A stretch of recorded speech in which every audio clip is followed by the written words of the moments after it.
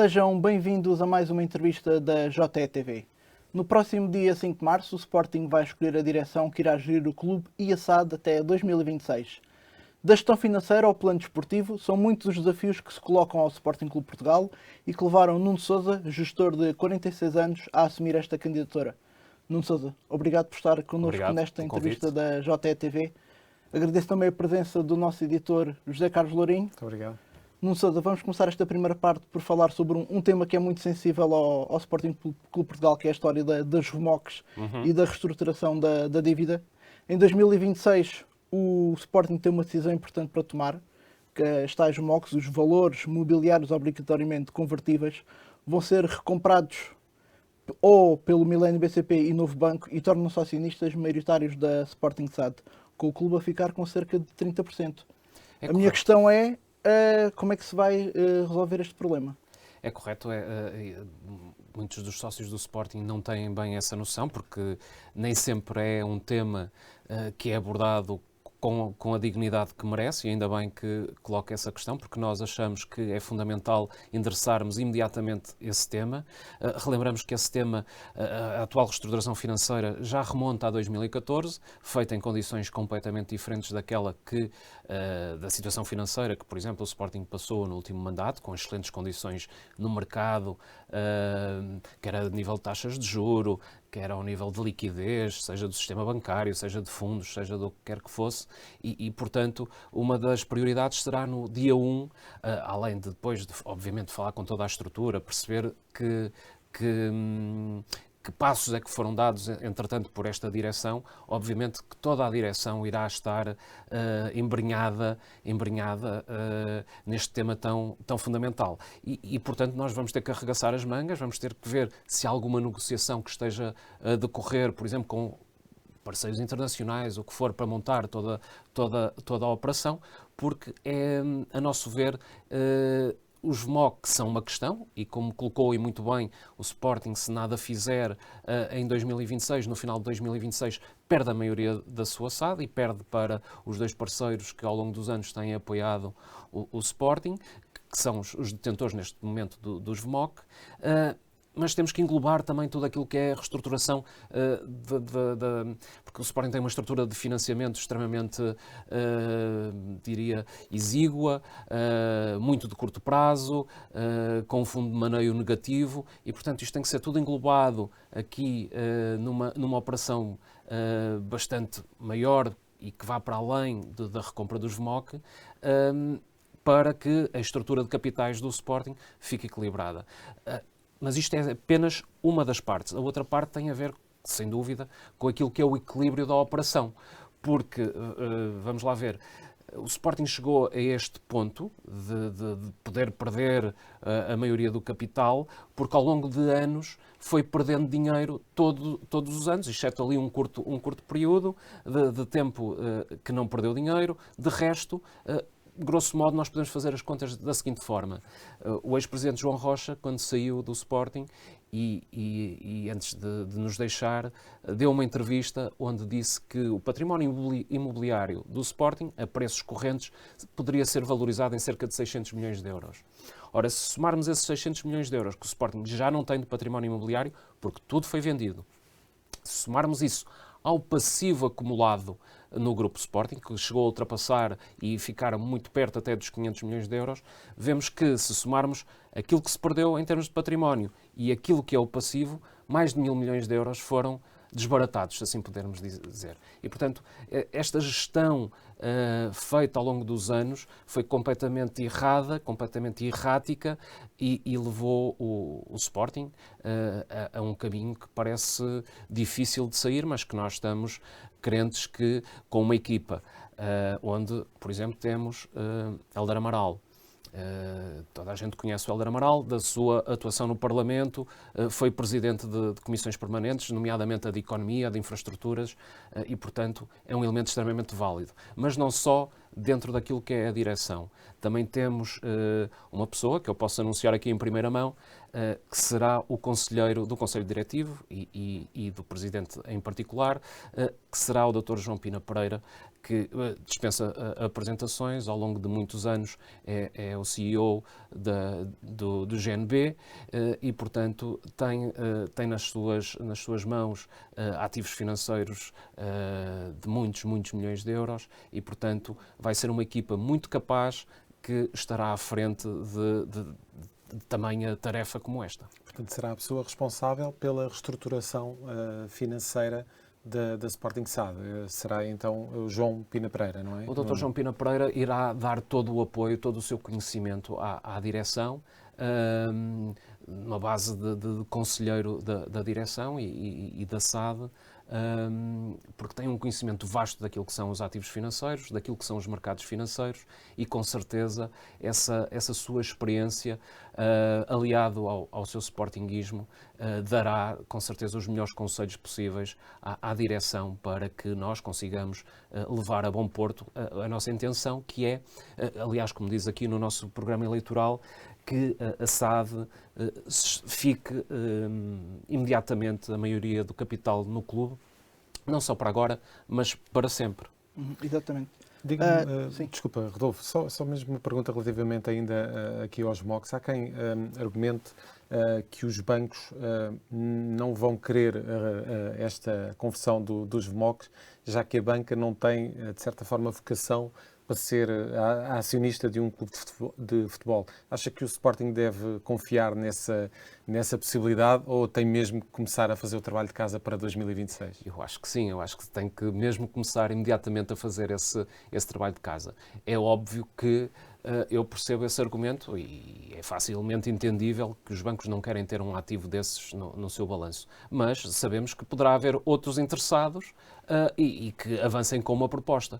E para os sportinguistas terem a noção, e falo para as pessoas que estão lá em casa, o Sporting, e isso está claro, por exemplo, no prospecto do empréstimo obrigacionista que foi agora levado a cabo em novembro, o Sporting estava em default com os bancos em cerca de 16 milhões de euros. E, portanto, está a incumprir aquilo que é o acordo de reestruturação e, por isso, a qualquer momento, através desse incumprimento, pode aparecer um parceiro financeiro hostil, se assim quisermos, e que tome essa posição. E, portanto, o Sporting não pode estar à mercê disso.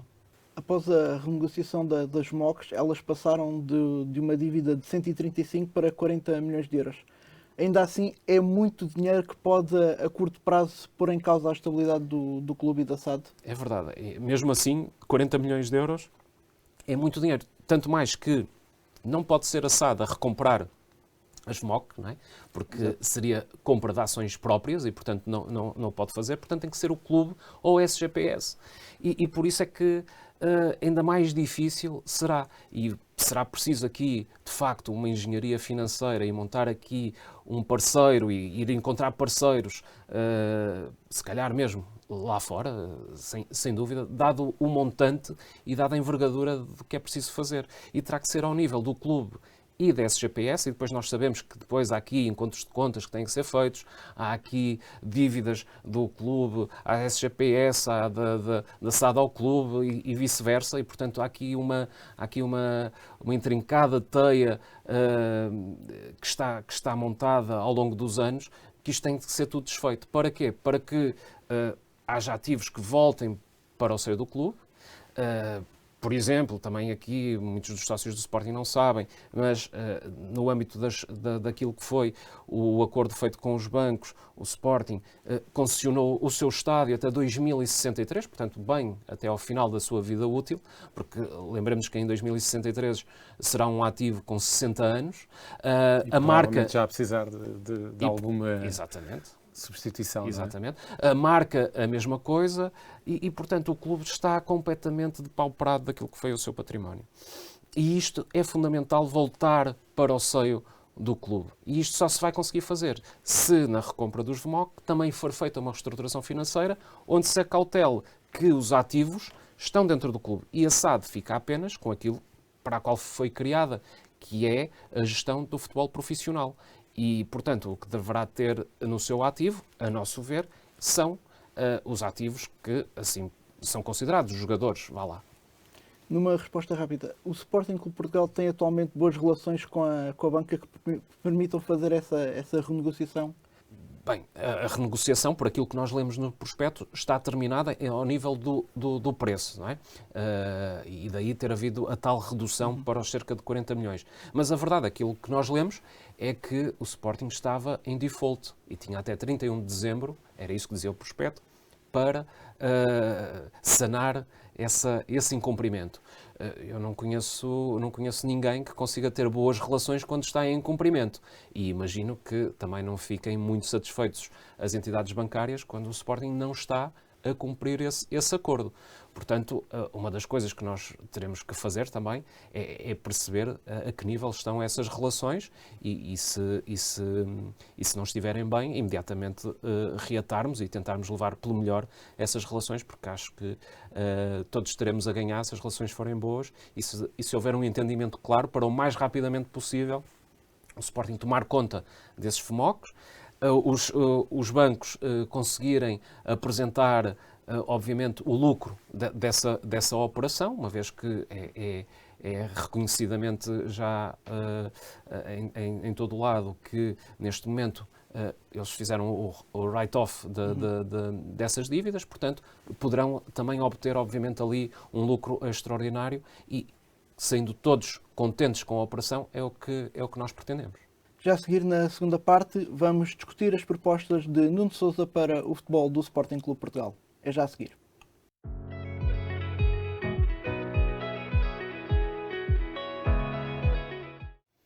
Estamos de volta para a segunda parte da entrevista a Nuno Sousa, gestor de 46 anos, candidato à presidência do Sporting Clube Portugal. Nuno Sousa, na primeira parte falámos aqui da versão e da vertente financeira do clube. Agora vamos falar da parte desportiva do Sporting. No seu programa diz que o Sporting deve ter um treinador que não queira ser diretor desportivo, nem manager, nem presidente. Define nesta frase aquilo que Ruben Amorim tem sido até desde que chegou ao Sporting Clube Portugal? Não. Isto é apenas dizer que tem que haver uma clara definição daquilo que é a função do treinador. E ninguém se deve sentir atacado com isto. Deve haver uma clara definição daquilo que é o treinador, aquilo que é o diretor desportivo, aquilo que é o general manager, aquilo que é o presidente. E, portanto, assim como nós dizemos isso, também dizemos que não deve haver um presidente que deve ser interventivo ao nível de se meter quase no dia-a-dia daquilo que é a gestão da equipa profissional. E, portanto, aquilo que nós advogamos e aquilo que nós somos claros para os sócios do Sporting é dizer que cada função tem a sua função e deve estar muito bem definida aquilo que faz. Obviamente, estes elementos todos têm que jogar em equipa. Porque não há ninguém que trabalhe sozinho. E, por isso, através desta boa definição e trabalho em equipa, estamos em crer que todos serão beneficiados. Mas acha que Ruben Amorim dá muitas vezes o peito às balas, não só por ele, mas também por quem está por trás dele? É correta a sua afirmação. Nós diríamos que Ruben Amorim faz isso quase que por o desaparecimento daquilo que é uma estrutura que até o proteja por vezes.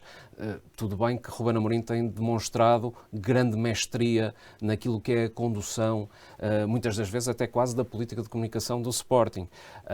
Mas nós entendemos que o treinador deve ser protegido de alguma forma para não estar, como disse muito bem, sempre a dar o peito às balas, porque obviamente vai haver um desgaste do treinador e aquilo que nós queremos é que o treinador se concentre sobretudo naquilo que é a condução desportiva da equipa profissional e não ter que se desgastar, sei lá, em polémicas, em coisas que não interessam tanto ao treinador. Aquilo que nós queremos é um treinador completamente focado naquilo que é a prestação desportiva dos jogadores, aquilo que é o jogo e, como ele dizia e muito bem, de jogo a jogo, é isso que nós queremos que ele esteja completamente focado. Nuno, já se percebeu, de certa forma, que Ruben Amorim, enfim, mantendo este nível de prestações que tem tido no Sporting, que é provável que não fique muito tempo no clube, uma vez que as regras de mercado ditam que os melhores, seja ao nível daquilo que são os treinadores, mas também dos jogadores, não ficam muito tempo na Liga Portuguesa. O que eu pergunto é se é tempo de o Sporting começar a preparar o futuro, o pós-Amorim, digamos.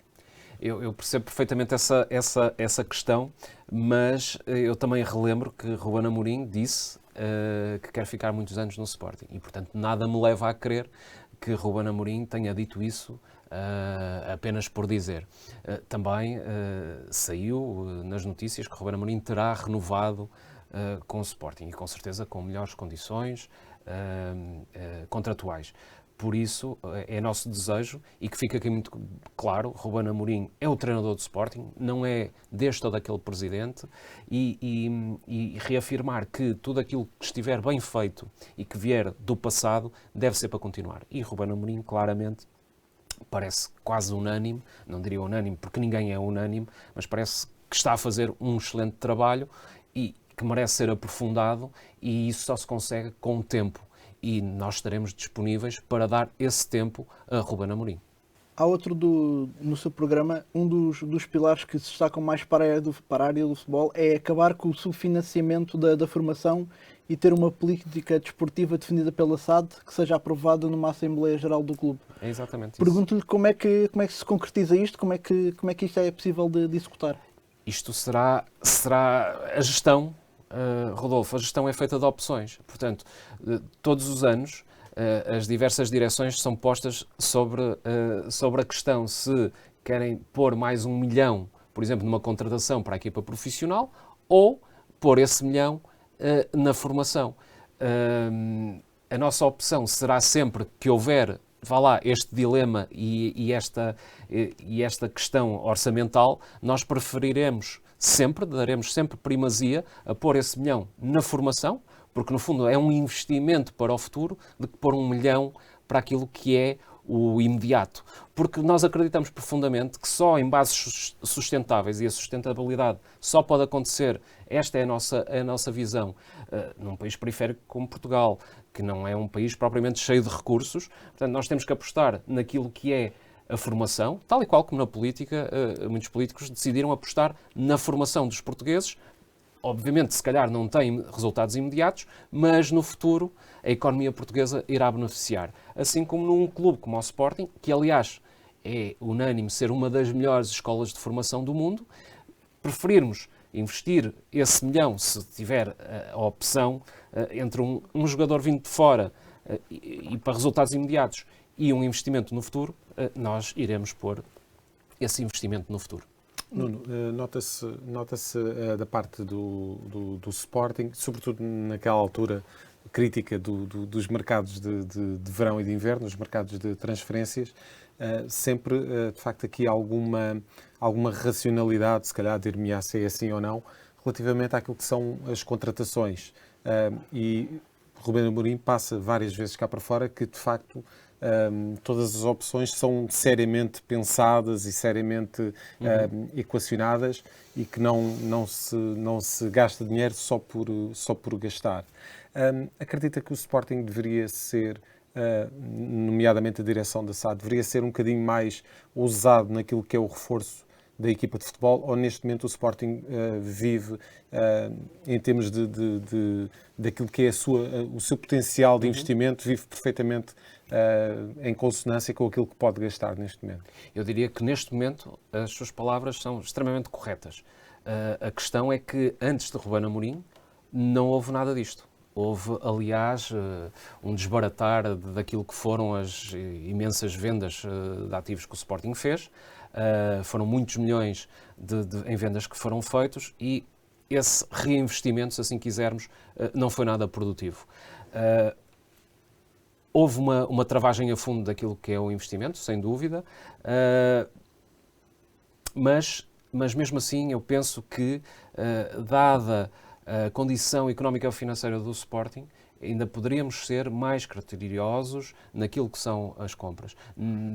Acho que ninguém pode estar perfeitamente confortável com os valores que foram feitos de algumas transferências, nomeadamente em tempos de crise.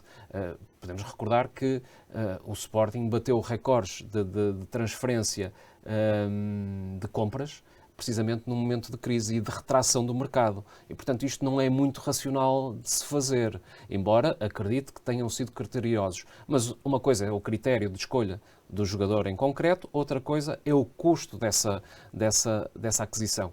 E também sabemos que o Sporting entrou por um caminho de muito difícil retorno, que é comprar passos dos jogadores e só ter 50% dos direitos económicos. Esse é um caminho perigoso. Não? É muito perigoso, já seguido por outros clubes internamente e lá fora, e que levam a que, aparentemente, as coisas possam ser possíveis no imediato, mas depois vai-se criar um dilema, que é, quando surgir uma proposta para esse jogador, a mais-valia será reduzida. E, portanto, aquilo que nós temos atualmente é o Sporting a valorizar ativos seus, mas quem vai colher metade dos frutos disso são entidades externas, sendo que o Sporting, entretanto, está a arcar com todos os custos salariais desse mesmo jogador. Portanto, parece-me um bocadinho irracional este tipo de política. Tanto mais que o preço dos tais 50% não são propriamente baratos. Não é o valor inicial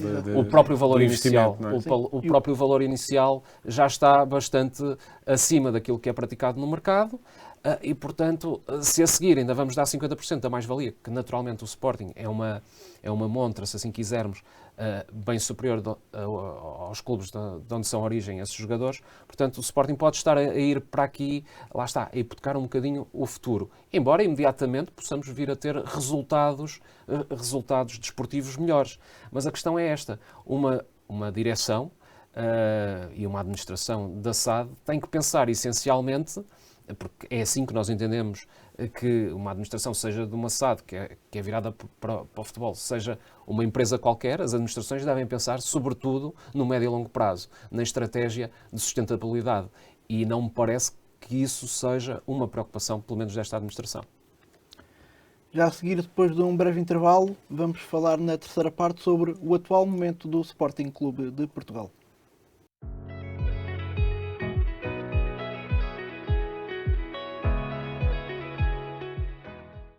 Estamos de volta para a terceira parte da entrevista com Nuno Sousa, candidato à presidência do Sporting Clube Portugal, e vamos precisamente falar do atual momento do clube. Recentemente deixou críticas à direção de Frederico Varandas por considerar que é o responsável pelo fosso que o atual presidente em querer diminuir pelo fosso que o presidente quer diminuir em relação aos rivais, Bloco do Porto e Benfica. Sendo que esta direção do Sporting podia ter feito melhor nestes 4 anos para reduzir essa diferença para os rivais, apesar da conquista do título de campeão nacional? Sim, sem dúvida. Para já dizer que essa frase foi dita por Frederico Varandas e, portanto, o que eu disse foi, se ele acha que há um fosso, eu gostava que ele me dissesse o que é que fez para ultrapassar esse fosso. E isto pode-se ver a vários níveis. Por exemplo, assistimos ainda há bem pouco tempo Frederico Varandas dizer que o Sporting não tinha uma app porque isso era caro. Pois, bem-vindo ao mundo real, embora eu acho que eu e todas as pessoas que acompanham neste projeto, e por isso é que nós dedicamos um pilar inteiro à digitalização, achamos que não é um custo, é um investimento. E lá está, ligando àquilo que eu disse na segunda parte, é preciso ver o que é um investimento e o que é jogar no médio e longo prazo e aquilo que é jogar no curto prazo. Se calhar no curto prazo, para Frederico Varandas, será um custo. Para nós, que temos uma visão de mais médio e longo prazo, seria um investimento essencial. E, portanto, se num mundo em que nós vemos que a grande revolução que está a existir neste século XXI é o da digitalização, e se há um presidente que não tem esta visão clara que é necessário o Sporting estar, como outros clubes lá fora, e até mesmo os nossos rivais, a apostarem fortemente naquilo que é a digitalização, não só para tudo aquilo que é a linha de merchandising, tudo aquilo que é a linha de venda de publicidade, de angariação de novos subscritores, como se diz lá fora, e cá diz-se sócios, naquilo que é de venda de produtos e serviços. E toda esta desmaterialização da relação, que se por um lado parece mais distante, por outro lado é bem próxima, porque afinal de contas, quantos de nós não temos aqui no nosso telemóvel dezenas de apps e nós relacionamos diariamente com elas e com instituições, por exemplo, as instituições financeiras, quantos de nós não se relacionam todos os dias com a sua app e não há propriamente uma relação forte com uma instituição financeira. Mas o Sporting tem um valor emocional, um valor de marca gigantesco e neste momento tem um presidente que diz que isso é um custo e, portanto, não faz. Leva-nos a pensar se este é o caminho que o Sporting tem que levar e se não estará aqui também algum desse tal fosso que ele referiu, se não é derivado também à sua própria visão daquilo que deve ser a gestão de um clube como o Sporting. E, curiosamente, disse isto numa entrevista, mas no seu programa diz que vai fazer a app e já era uma promessa de há 4 anos. A verdade é que em 4 anos o mundo digital evolui a um ritmo alucinante. E, portanto, não é possível continuarmos com estas indecisões e promessas que depois não são cumpridas. E este é só um exemplo. Outro exemplo pode ser, por exemplo, naquilo que é o futebol feminino. O Sporting era líder do futebol feminino em Portugal, perdeu essa liderança por exemplo, debaixo desta administração, as jogadoras do futebol feminino estão votadas ao abandono em Alcochete, a jogar em Alcochete. Nem uma única vez jogam no estádio José Alvalade. E, portanto, isto é pôr de lado metade da população portuguesa, se assim quisermos, e por maioria de razão, metade dos adeptos sportinguistas, que são do sexo feminino. E só para fazer nota de uma coisa muito breve, para vermos como há aqui uma falta de visão muito grande.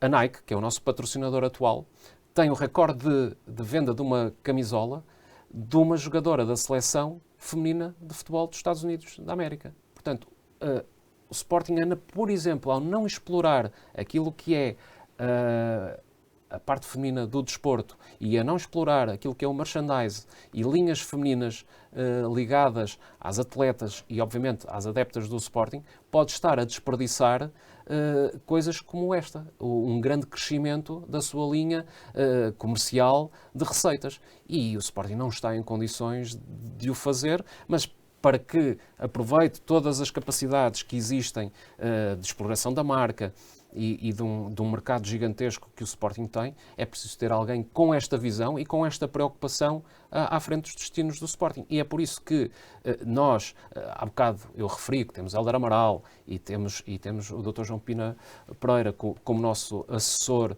para os assuntos financeiros, temos dentro da nossa direção, da nossa lista, apenas o responsável da Levis para toda a América do Sul. Rui Silva, que fez um trabalho extraordinário no Brasil, na Argentina, e o headquarter da Levis promoveu e deu-lhe só um mercado de cerca de 500 milhões de consumidores para implementar as estratégias de crescimento que a Levis teve no Brasil. E é por isso que nós achamos que com este programa eleitoral, com as pessoas que compõem o Sporting, esta lista do Pelo Meu Sporting, o Sporting sairá a ganhar. Assim os sócios lá decidam dar-nos a sua confiança no dia 5 de março. Nuno, defende também em algumas entrevistas que a próxima direção do Sporting deve estar, de certa forma, mais próxima dos sócios e menos daquilo que é um negócio. Uma espécie de crítica a esta direção de Frederico Varandas. Quer explicar em que medida é que a atual gestão está mais longe das pessoas e mais próxima dos negócios? Sim. Porque aquilo que nós temos notado é que há um distanciamento muito grande, e isso nota-se, por exemplo, naquilo que é uma condução de uma Assembleia Geral do Sporting, seja pela forma como não responde às perguntas que os sócios lhe colocam. E, por outro lado, vemos que há uma linha que tem seguido quase que uma elitização e uma mercantilização daquilo que são os sócios, por exemplo, ao nível do que foi o aumento incrível e em época de crise económica daquilo que são o preço dos bilhetes, das Gamebox, os preços de merchandise do Sporting, que são astronómicos e que têm pouco em conta aquilo que deveria ser, a nosso ver, uma massificação daquilo que é a marca Sporting, daquilo que é o relacionamento com os sócios e os adeptos. E por isso, se nós conjugarmos este afastamento, por um lado, daquilo que é a massa associativa e a base popular e a raiz profunda que o Sporting tem na sociedade portuguesa. E, por outro lado, se nós virmos estes sinais daquilo que é um aumento dos preços, uma dificuldade em aceder, por exemplo, a um espetáculo de um jogo do Sporting. E, pesando estes dois fatores, leva-nos a fazer, então, essa crítica, como disse. Mas, de certa forma, insere nessa crítica a proposta que tem de que alguns dos sócios que foram expulsos agora nos últimos tempos que sejam reintegrados como sócios do Sporting, e como é que vê também a questão da relação desta direção com as claques. Sabemos que existiram muitas feridas que provavelmente ainda estão abertas depois daquilo que foi o ataque ao Alcochete. Não considera que esse é um trabalho que vai levar alguns anos para recompor, ou seja, a capacidade de ter, de facto, todo o clube, toda a massa adepta, nunca será toda, mas naturalmente uma grande parte unida em torno daquilo que é o projeto do Sporting?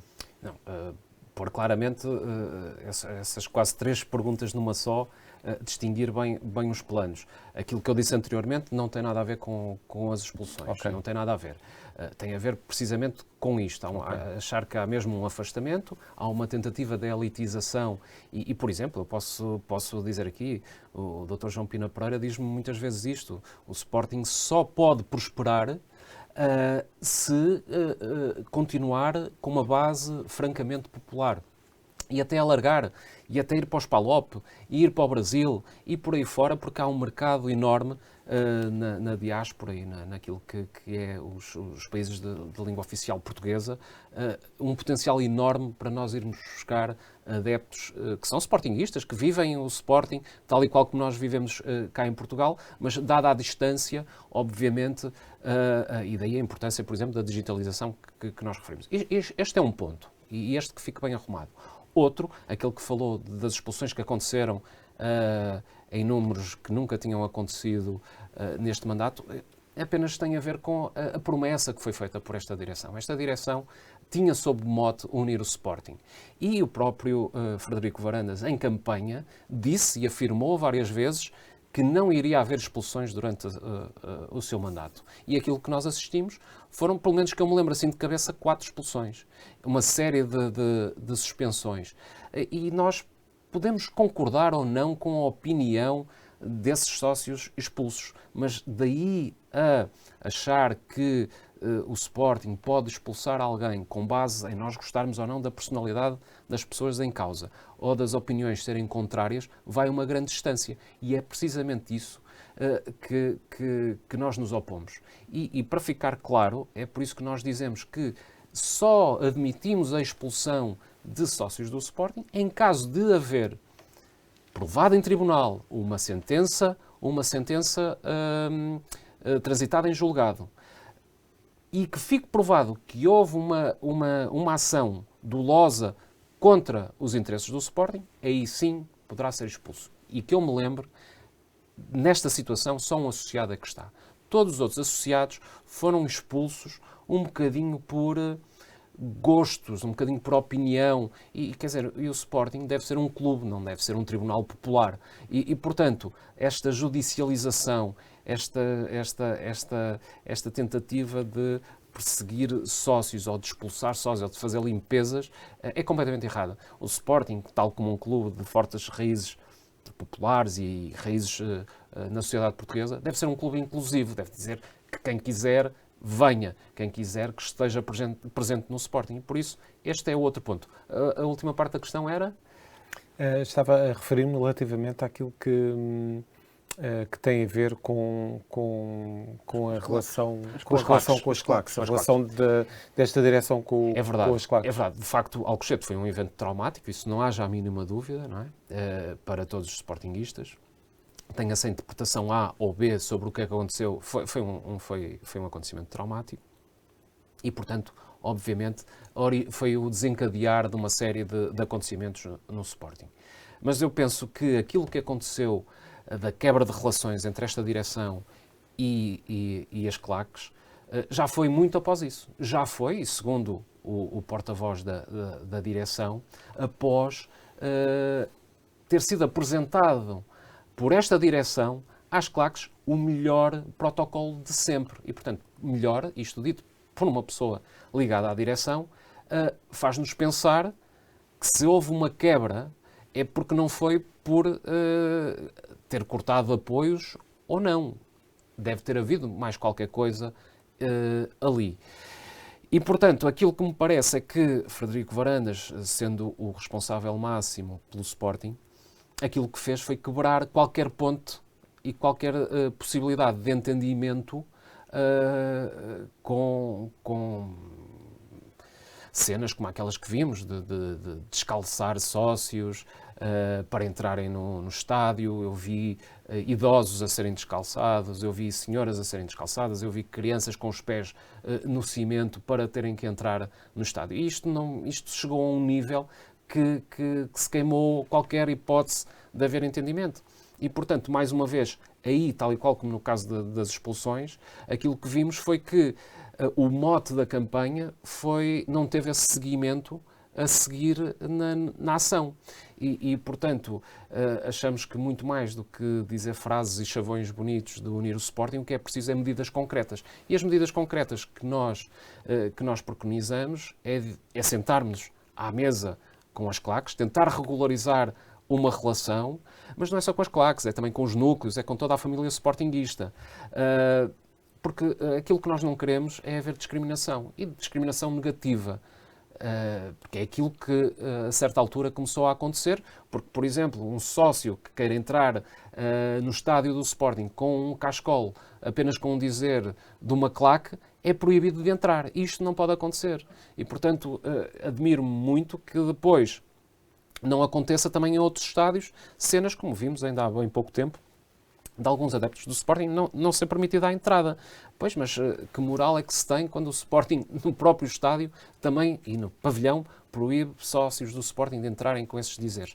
E, portanto, é esta incoerência do discurso versus os atos. Eu dou muito mais valor aos atos do que aos discursos. E, portanto, o nosso entendimento é que nós nos devemos sentar com todos os intervenientes, devemos tentar pacificar a relação e, muito claramente, colocar à discussão de todos os sócios o ponto de situação, seja na relação com as claques, seja no que for, e pôr à discussão dos sócios e ao seu entendimento, numa AG, qual é a nossa visão. E depois os sócios, assim que votem, em conformidade com aquilo que bem desejarem. Mas o primeiro passo, a nosso ver, tem de ser dado pela direção. E a partir de 6 de março, os sócios do Sporting podem contar connosco para tentar regularizar isso e transformar aquilo que é a ida ao futebol ou ao pavilhão uma grande festa. E para isso, obviamente, as claques são parte integrante da festa e nós estamos em crer que podemos recuperar o ambiente que o Sporting já teve durante muitos anos, com as claques a serem um grande motor do apoio às equipas e, no fundo, a transformarem o ambiente em Alvalade numa grande festa onde todas as famílias se sintam bem, as mulheres, as crianças, e não haja novas cenas de pessoas a serem descalçadas ou pessoas a proibirem a entrada de outras porque simplesmente usam um cascol desta ou daquela claque. Nuno Sousa, agradeço-lhe mais uma vez por ter estado connosco aqui nesta entrevista da JTV. Desse lado já sabe, pode acompanhar estas e outras entrevistas, bem como os restantes temas em jornaleconómico.pt. Até uma próxima.